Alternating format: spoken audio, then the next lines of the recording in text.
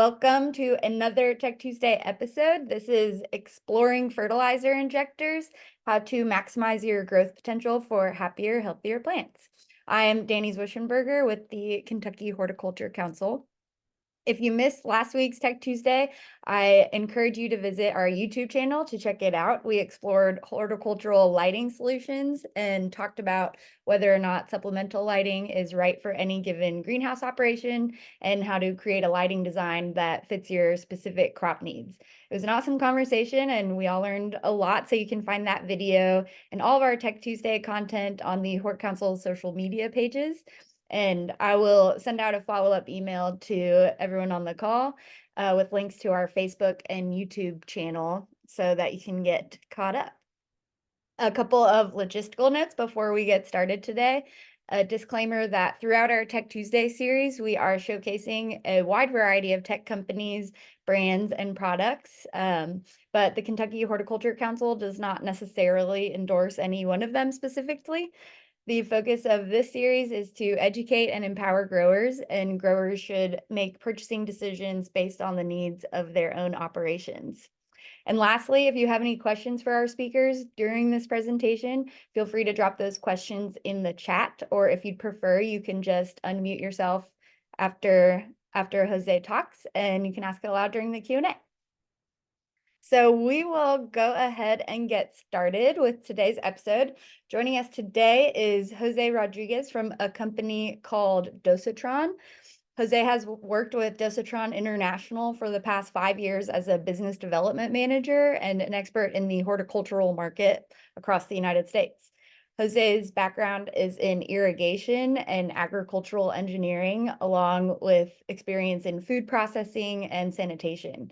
He earned his PhD in engineering sciences from Washington State University and has a bachelor's of science in agricultural engineering. So I think we're set to learn a ton today in our very brief half-an-hour session. So without further ado, I will stop sharing my screen and let you take it away.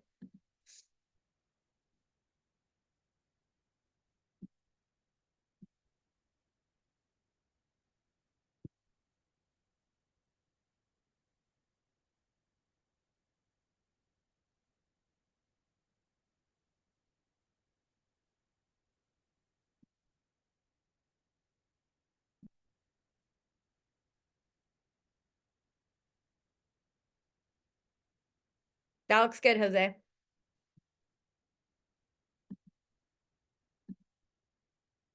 You just have to unmute real quick. Unmute. There we go. How about that? Good. Better now? Okay. Took me a while. I'm sorry. No, you're perfect. Perfect. So, first of all, I wanted to thank Danny for putting together this presentation. It's going to be short, but I think it's going to cover some of the important parts for anybody working in the greenhouses or nurseries, that industry. That can be extended to some other agricultural applications, but I'm going to focus mostly on these industries because that's where Dosatron is more prevalent. So as I said, as Danny said at the beginning, I work for Dosatron, which is what you see there. It's that common injector blue that a lot of people know. I think we are quite popular in the industry. I'm trying to go to the next slide. Oh, here it is. So this is what I'm going to be talking about. The first thing is we're going to discuss what Dosatron has to offer and how does the Dosatron work, the basic principle, how it works, how we select a Dosatron if we have an application that we think, okay, that would be cool to have this tool. Then we're going to kind of go over very quickly through the most used Dosatron because there are many models. We're going to see how do we install them, because a lot of people say, okay, I have the tool, but how do I install it, right? How do I operate it? And then we're going to go very briefly through some acid dosing for pH correction and some maintenance and some support that we provide in our company. So what Dosatron has to offer? Dosatron are water-powered injectors. And we also offer electric metering pumps under another company called Dilution Solutions. Water power injectors, meaning that the water is the one that provides the energy for them to work. So there's no electricity in the case of the Dosatron. There is electricity in the case of Injectors. And they're used for dosing fertilizers, liquid soluble fertilizers. If they are water powders, we prepare a solution. You can also use them to apply insecticides, fungicides like drenches, beneficials like nematodes, sanitizers, acids, other liquids, both in irrigation, in drenching, or in foliar applications. We also offer replacement parts and accessories for our equipment. And on another level, we have a full control-based equipment that we offer for more indoor growers that have multiple levels of technology, let's say layers. This is how a Dosatron works, and it's kind of graphic by itself. On the left side, you see the water coming in, and as the water comes in, you see the piston moving up and down, right? There's a piston up and down. When it reaches the top, there are some valves that open because it touches the top and opens those valves, and that changes the direction of the piston. That starts going down. At the bottom side of the piston, there's a plunger that is pretty much like a syringe. Imagine a syringe, you are suctioning with a plunger, and when the plunger comes down, the product that you, in this case is color pink there, that you are suctioning from the bottom, it gets blended with the water, okay, and continues going as a water plus concentrate. So that way, because we know the volume of every stroke and we know the travel of this piston, we can do a direct proportion, meaning we know exactly how much we are adding of product per gallon of water. So that's very important to keep in mind. So how do we select a particular Dosatron? The first thing we need to know is what is your water flow rate, the gallons per minute that you choose. How do you know the gallons per minute? Well, the real way, most people tell me, oh, my pump does 20 gallons a minute. Well, that doesn't tell me the gallons a minute. What tells us the gallons a minute is how many emitters are connected to a particular irrigation zone and the flow rate of each emitter. Let's say that the emitter is a water hose. Okay, we have like one hose connected at the end of the Dosatron. We know a hose can do somewhere around 10 gallons a minute. Therefore, the flow rate is going to be 10 gallons a minute. If we have drippers, we can count the number of drippers and multiply by the flow rate of a dripper, and that will tell us the flow rate for that particular area that we are treating. Can we use the pipe size? Some people use we have a Dosatron that is a 3/4 inch, or we have a Dosatron that is a 2 inch. Yes, you can use that, but sometimes you use a bigger pipe than what you need. And therefore you might buy an injector that is too large for that particular application because you base it on pipe size. I would recommend that always you run the flow rate calculation. The second part is you need to know what chemical you're trying to inject. Is it a fertilizer, fungicide, insecticide? But it's important to know when it's a sanitizer because some injectors are not compatible with every sanitizer. Okay, so keep that in mind. And if you have any questions, we're always here to answer, right? We're here to support. And as you will see, that's kind of a very key thing for Dosatron. And the second part is at what rate we're going to inject that chemical. When it comes to nurseries, people are growing in plants in pots. They normally prepare a solution and they inject it at 1%, 1 to 100. Okay, but there's other solutions and other injections, and therefore there are many models because there are many models for different flow rates, there are many models for different chemistries, and there are many models for the different injection rates. So keep that in mind when you need to select an injector. And if you have any questions, you always call us. These are the most common ones. The simplest one is on the left side. It does a fixed injection of 1% and connects in 3/4 inch on a regular hose that you can have in your garden. It's typical for a very small operation. The next size up is the D14 MC2, and that's adjustable. So not only you can inject at 1%, but you can go anywhere between 0.2 to 2%. And it's again at 3/4 inch. We have injectors higher in size, that here you have one up to 100 gallons a minute. So as you can see, we can do outdoor applications or indoor applications depending on the flow rate, like I said at the very beginning. Obviously, each of them has their own specifications, not only in injection rate, flow rate, maximum pressure, and connection. We also have a larger injector or two larger injectors, the D132 that can do up to 132 gallons a minute, and we have one that is 400 gallons a minute. Just keep that in mind in case that you have like an outdoor application. Now, obviously, the pricing of the injectors goes a lot with the flow rate that they can handle. So the larger the application, we might have to discuss alternatives because it might be too costly. If it's important that you want to dose at a 1%, then this is when you come to Dosatron 1% or like a 0.5% or whatever percent, but you're dosing in percent, then that's when you come to Dosatron to find the right solution. Now, how does the Dosatron get mounted? And here is a typical, like very basic installation that contains every component that we recommend. And I will highlight number one, the most important component of all, other than the injector. We want to have a 200 mesh filter before. Think about it that when you're pulling water from a well, there's sand, there's other particles that come in. And you're running that water through a plastic. And as we saw, the water is the one that drives the piston up and down. If we have sand going into the Dosatron, what we're going to have is a score inside chamber. And that's going to create problems, and the Dosatron eventually is going to fail. Now, there's other things that you can do. You can put a pressure regulator if your pressure is too high. You can put a check valve to prevent for backflow. But if you're pulling from a well, probably your state or your county might require that you have a backflow preventer installed by a plumber at the well level, not just a check valve. Check valve is not enough for preventing contamination of water sources. But the reason why it's there is so that there's no big trouble of fertilizer back into your well. You don't want that. You can also do a bypass around the Dosatron. On some Dosatrons come with a bypass. And then finally, you can have a water hammer arrestor for some water hammer problems. It's a little bit too much for this presentation to go into that.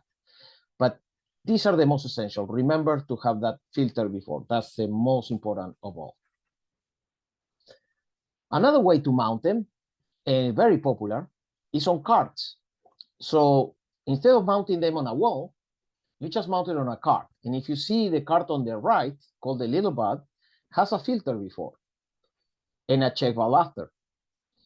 And the concentrate or the product that is like you prepare very concentrated and then you're going to inject is on that bucket.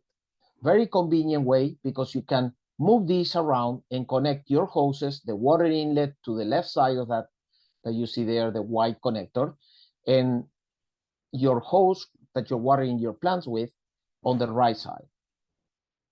That's a very convenient cart. There is a more economical version, which is called the Eco Cart, and it's basically like a Home Depot moving cart with a bucket on the bottom, and it doesn't have a filter. So this one, I recommend it, but I always tell people put another filter before. I wanted to go a little bit over another thing that we are coming across more and more often. And you probably have heard that the pH of your water is important for the nutrient of your plants. And the main reason why it's important is because at high pHs, some of the micronutrients, particularly iron and manganese, are not absorbed. They are not in a form that the plant can take them. So normally what you need is to correct the pH of your water, which actually the main thing that you're correcting is something called alkalinity of your water. Both properties are related. I don't want to go too deeply into the chemistry of it, but you basically are neutralizing alkalinity and therefore reducing the pH. And the way you do that is you inject an acid. Most of the time, people inject sulfuric acid. And they can find like the cheapest source is a lead battery acid for cars, you know, that you buy in an auto store. That's the cheapest of all the options. And the way it works is there's an ultrasonic flow sensor around the pipe and sends a signal to that pump, and that pump does very, very little amount of acid, because imagine with very little amount of acid, we make a big difference in terms of pH. So I just want you to have in mind that there are also solutions that are electrical. They are not regular Dosatrons, right? This is an electric solution that will do, among other things, acid dosing. Now, very short and briefly, I wanted to present something that is very important in terms of maintenance. What are the main issues that this Dosatron have? When I show the Dosatron moving up and down, I show that the plunger goes up and then the plunger goes down. There's a check valve at the bottom. And if that check valve is partially open, some of the product that you suck on the upward stroke comes back to the bucket and is not being injected. So that integrity of that check valve is super important. If you want to go safe, replace that check valve every year, and then you will be fine. But you also have another way. You might want to save some money and say, maybe I don't need to replace it every year. So you buy a handheld easy unit or electric conductivity unit, which you might be familiar from other courses that you have taken through this program. But essentially what it measures is the content of salt on the water. There is a full procedure. There's a lot of articles. If you're interested, I can share that information from you. But if you are dosing below what you need to dose, instead of looking at, oh, it's getting less blue, let's say my injector, the water coming out of my injector is less blue. There is a more accurate way to do it, which is measuring the EC or electric conductivity of that water to know if you are injecting the correct amount. If you are not, just replace that check valve, and then you will be fine. The check valve is what you see at the bottom there, and there are a couple other seals that are included in that repair kit or mini kit. They are very easy to maintain. Any of you can do it by yourself, something very, very simple, and it's relatively cheap. I mean, not for the little things that they are, probably you would think that they're expensive, but replacing these parts will cost you somewhere around $40, 40, 45, 50, I don't know exactly, depending on the model. But doing that, you will be sure that you are injecting the right amount. And this is very important. Here we have that we recommend every 12 months, but you don't have to. Like I said, if you test the water for EC and you're still good, you can extend that time. And if you see that they are not injecting that earlier than 12 months, then do the replacement earlier. If you visit our website, you will find tremendous amount of information. Go to www.sotron.com and you will find for every model that you might have already, all the schematics. So if any parts go wrong, you will find it there with a part number, and you can call us and say, I need this part number. Actually, we just now launched an online store. So most of the parts you click and they link you to the website in our in our online store, and it will tell you the price for each of them. And you can order right there with a credit card. It's a simple thing. There also, we have in the website applications and showing how everything goes mounted, different installation examples, different videos about troubleshooting. These videos are in a series that is in YouTube called Dosatron University. I strongly recommend you that you visit that if you have an injector and you look at the troubleshooting of your particular injector model and some other applications that we have posted through time in university. In my mind, we're a little bit overdue for some newer videos lately, but we've been like slammed with a lot of work and it's been difficult to keep up. But we loaded a lot of videos. I think you will find that very interesting. So I strongly recommend you that you visit that.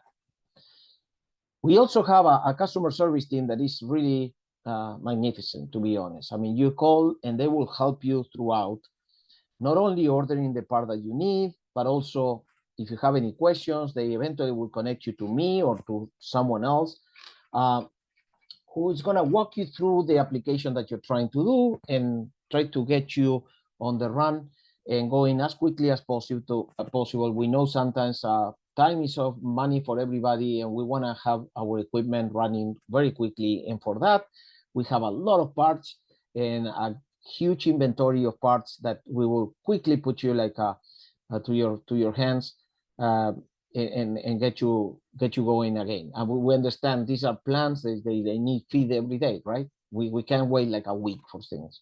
So this service team, you can call to that number, or you can contact us we are in the Eastern Standard Time from 8:30 to 5.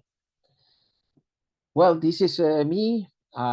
This is my presentation, and I want now to open time for questions. If you have any, I'm more than happy to answer. Thank you so much, Jose. That was super informative. I have a few questions. You answered most of my questions actually, but if anybody has any follow-ups, just drop those in the chat. But just to start, so I used to work in a greenhouse that was like 5,000 square foot. We raised transplants, so it was a propagation house, and we just did overhead irrigation with a hose. What model is best for that size? So when you're doing with one hose, the best model, and I would say probably for 90% of the people, the best model would be the D as in Delta, 14 for 14 gallons a minute, M as a medium, Z as in zebra, number 2, D14MZ2. That is the model that you cannot go wrong when you're talking about one hose. If you connect multiple hoses at the same time, because of what I mentioned about the flow rate, you might have to use a larger injector, right? Yeah. But for one hose, or even like sometimes two hoses, not full blast, you will do perfectly fine with a D14MC2. And it's the most common, the most sold of all the injectors. I used to use this very flimsy, like dram siphon injector, which works. But whenever the hose was longer than like 100 feet or something, the pressure would just wouldn't work. So I feel like having that model in there, the Dosatron unit would sort of eliminate that, and it would be constantly giving the exact amount of nutrients. That's exactly the case. Something in yes. For the longest time, the Venturis, that's what you probably had, like a Venturi, was the most common way to inject something, which basically is a stream of water passing through a little hole, and that creates a suction, right? That's called a Venturi. The problem is any changes on pressure changes the amount that you're injecting. And also you need to have high pressure to make that happen. Like you said, the Dosatron will use a little bit of pressure, but it's very little, maybe like 5 PSI per injector. And you will be always inject the same amount. We are quite accurate. We take pride on being the most accurate injector in the market. Absolutely. And how long would you say a Dosatron unit will last? Is it years, months? I'm sure years, but I guess it also depends on what kind of fertilizer or what kinds of chemicals you're running through it. Yes. No, I jokingly, we sometimes say that they last too long. That's our problem because we want to sell them, right? But exactly. But in reality, that we also can sell them like we're so confident. It's like they last very long, and you nail it when you say that depends on how you use it, right? So obviously depends on the chemistry. Obviously depends on the number of cycles. We do some of the most harsh chemicals that you will imagine, like sulfuric 93%, sometimes with dosatrons, okay? It's very, very harsh. And they still last forever. Not only that, but seems like all our customers like to kind of fix things and not really like use it and throw it. And so we have injectors that are definitely more than 10 years old, and they're still running like perfect, right? Now that means that they did some repairs here and there, but I would not expect like a Dosatron have any problem in the first year, definitely not in the second and third. No major problems, just with minor maintenance kits. That's all what they need. And eventually they might have a problem, but if you're running at the flow rate that is meant to be, it might last you more than 10 years. I've seen injectors 20 years and more lasting. Pretty impressive. So would you say that's the most common mistake that people do with the Dosatron units, is just not get the flow rate correct? Yes. The one mistake, probably there are two big mistakes. The biggest mistake I see is probably what you said is overrunning the injector, like overrunning the flow rate. Mhm. And the second biggest I see is they get too much sand on the filters. The filters are clogging, and they said, okay, let's take the filter out. And the moment they take the filter out, all the sand comes into injector and scores the hole inside and scratches everything. And then when you scratch it all inside, there's no way that we can fix the plastic. You need to buy the new parts. And as you know, like in any other industry, when you buy a car in parts, it will cost you a lot more than a new car, right? So there's a point that fixing a Dosatron will become too expensive, and it's better to buy a new one. That's kind of that I seen that quite often. Actually. Those are the two biggest mistakes. Gotcha. We had a question in the chat. What is the cost of the eco cart that you were talking about? The eco cart. That's a good question. So the eco cart, like I said on my presentation, was meant to be the cheap injector, right? Like the cheap solution. Because of the price increases of the last few years, I will say that the eco cart only barely makes sense compared to the little bag. To give you an idea, the eco cart with injector might cost you somewhere around, I don't remember, but something like $800. And the little bag card will cost you like $1,000. And to me, the $200 are completely justified. The main reason is the eco card connects the hoses too high, and when people pull the hose, they tip the cart and crash the injector. And now something that was meant to be like a cheap solution turns out to be a very expensive solution. The little bag lasts forever because the hoses connect very low. This plastic doesn't rust. A lot of things. Now you're more than welcome. A lot of people still buying a lot of eco carts.